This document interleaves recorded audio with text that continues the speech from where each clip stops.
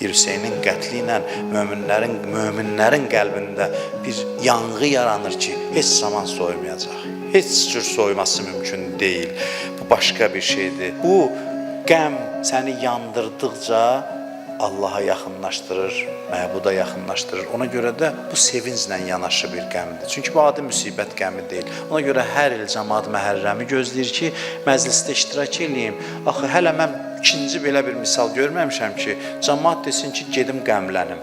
Cəmaat pul xərcləyir ki, qəmdən qaçsın. Cəmaat qəmdən uzaq olmağa çalışır.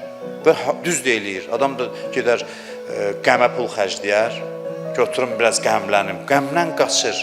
Amma bu qəmin fərqli növüdür. Bu insan özü də hiss eləmədən bu qəm həmin o vüsal sevincini adama aparır deyə bu qəmin içində sevinc var. İnsanlar ona görə bu qəmə can atır. Yoxsa bunun içində bir zərrə acılıq olsaydı, and olsun Allaha, bir il yaşamazdı bu kütləvilikdə. Yaşamazdı. Nə qədər də təbliğ elirsən elə. Biri çıxsın saatlarında desin ki, ay cəmaat, gəlin ağlayaq.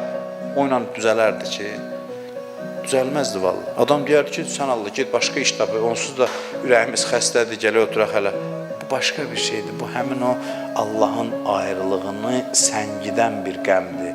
Bu qəm sevinc gətirir deyə insanlar bu qəmi sevir və ona can atır.